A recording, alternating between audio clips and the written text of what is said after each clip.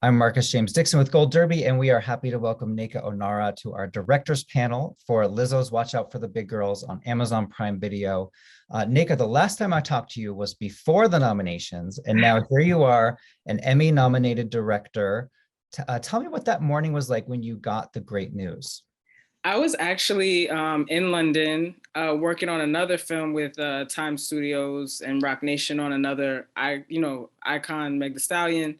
And I was actually going to shoot B-roll in London, and I was in the car with a sound person who I'd hired from the Lizzo project onto this project, and one of the camera people as well. And we were all in a van and eating a bagel from London.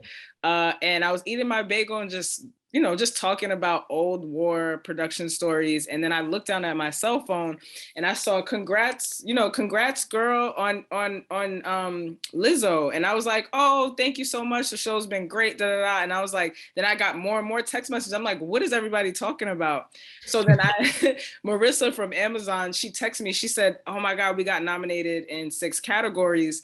And one of those is outstanding directing. And I said, oh, like you saying that, I got nominated in the category. She was like, yeah. And so we just all started screaming, and then it just happened back to back because we also got, sound as well. And so someone from the sound team was on my new project. So then they got excited, and we just like had this big celebration right in front of Big Ben as we were trying to get a shot of Big Ben. So it was thrilling. It was like very exciting. I had just won the Critics' Choice Award, and I was still trying to process that information. But it was just a win. I hit up the girls immediately, and I was just like, wow, like the bravery of you and allowing us to, share your story in that way has really inspired the world and is showing up in so many ways in our lives. And just got to celebrate, via social media with them. Lizzo sent me flowers, like almost like that same day to my hotel in London. And it was just beautiful. It's just a beautiful surprise this year.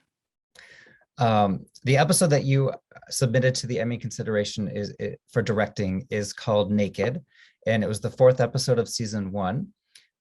What was it about this episode that you felt was just so strong that this is the one that should be submitted? Episode 4, I feel like encompassed a lot of nuance, but also just vulnerability, bravery, and a lot of beautiful dancing. Lizzo's song Naked was the driving force of that episode. And the girls had to actually do a nude photo shoot.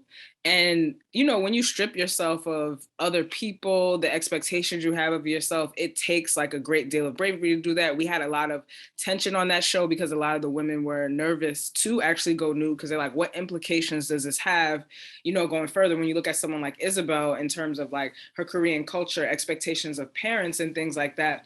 And then also just seeing them be so brave and confident in their skin was such a beautiful payoff and so emotional that I felt like this episode was such an honest, raw, and vulnerable one. And it encompasses everything that the show speaks for, which is a sense of liberation and inspiration. I totally agree. It's like a microcosm of the whole show. This one episode, you kind of get all of the themes in this one, hour-long episode. And in this episode, Lizzo talks about body positivity and how it's a new concept because the norm used to be self-hatred and body negativity. So it must be so rewarding for you as the director to be on this journey with the girls and help them discover their true beauty. It is extremely rewarding. I was a dancer as well before I was a director. And so I've experienced as a plus size woman at the time, just experiencing rejection, people telling me constantly that I wasn't, what was ideal. And so understanding that background knowledge and listening to Lizzo, her music, her story, what she's gone through, and really spending time with the girls to see what they've gone through, I really felt like that all attributed to everything. And to be honest, like so many people are experiencing the same thing at home. So it's like, it really is the time now to really be discussing that. And I think coming post pandemic, it's actually, people are looking for a way to revitalize themselves, get active and, accept themselves and have self-love. And that's what I'm all about, is self-love. And that's what Lizzo's all about. And clearly the girls too, they were just an example and inspiration to us all. And you mentioned the nude photo shoot. What kind of precautions did you all take to make sure the girls felt confident, they felt that they could trust you and that they were in good hands? One of the contestants actually said after the photo shoot, she said, "We are leaving today with love in our minds for ourselves." Absolutely. Before we did anything, we had a discussion about the comfortability of the girls.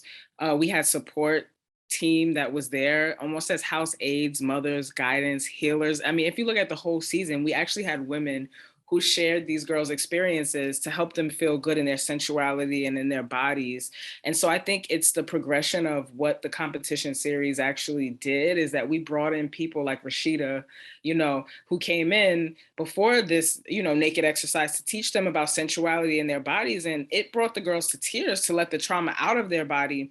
And so I think it was a process of building up to the nude photo shoot. And then beyond that, having support there for people to talk to them and also playing to the truth because some of the girls decided to keep their robe, halfway on, or some people went, use props to cover parts of their bodies. And so it was about respect and comfortability. We had house rules from the beginning. And then we had like people there. Lizzo's sister, was one of the house aides. She's like a healer. She's like just a beautiful person. And she was also there to support the girls. So a lot of it was about a lot of communication. We communicated with these girls. It was a journey.